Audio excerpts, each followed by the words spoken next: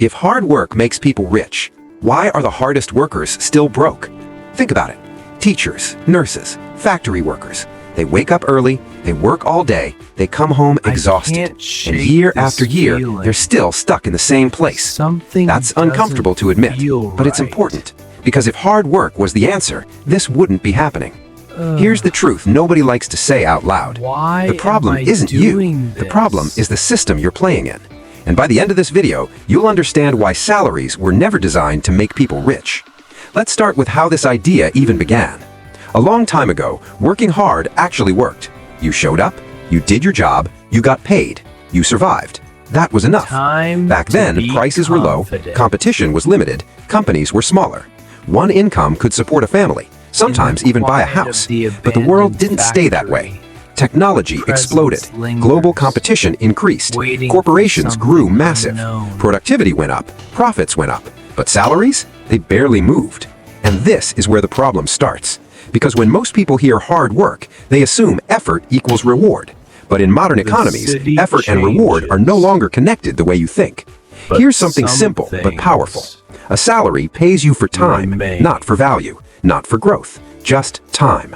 1 hour worked equals 1 hour paid. No matter how good you are, no matter how much effort you put in, you still only have 24 hours in a day. That's the ceiling. You can climb the salary ladder, get raises, get promotions, but that ladder is slow and it has limits. Meanwhile, expenses don't wait. Rent goes up, food costs more, transportation costs more. Even when you earn more, you don't feel richer, because inflation quietly eats your progress, and taxes take a slice before the money even reaches you. So you work harder, you stay longer, you say yes more often, but somehow you're still running in place. Now let's compare that to something else, ownership. Owners don't trade time for money, they trade money for leverage. Stocks don't care how many hours you work. Businesses earn while you sleep. Real estate doesn't clock in. This is the part that feels unfair, because it is. Workers climb ladders, owners ride elevators. While one side moves slowly upward, the other side rises automatically, and the gap between them grows wider every year.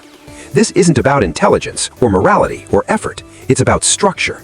Hard work is rewarded with more work.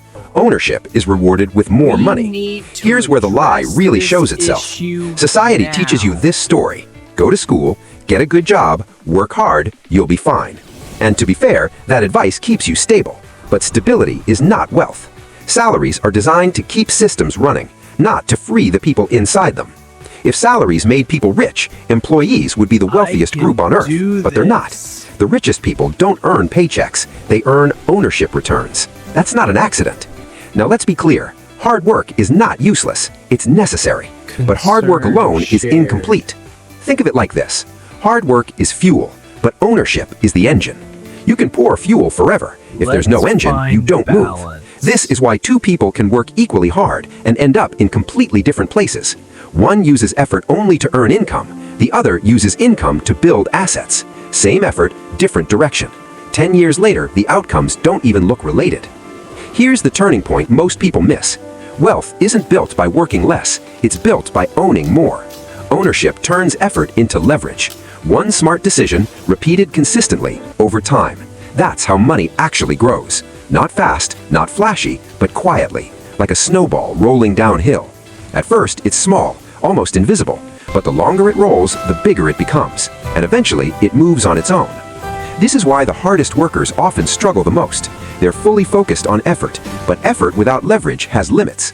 They run faster on the treadmill, but the treadmill never moves forward. And the system rewards that. Reliable workers, predictable income, no disruption.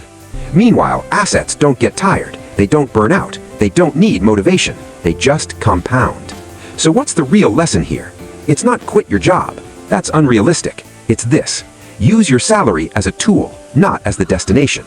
A salary is a starting point, a launch pad, not the finish line. When income is converted into ownership, everything changes. Even small amounts matter. Consistency beats intensity. Time beats timing. This is why understanding money feels unfair. Because once you see the system, you can't unsee it. You realize the rules were never broken. They were working exactly as designed, for stability, not freedom. And that's okay, as long as you play the game with open eyes.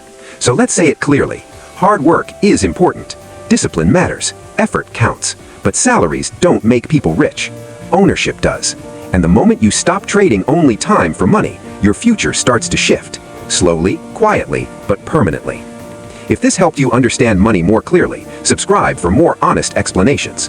Because money isn't complicated, it's just rarely explained the way it really works.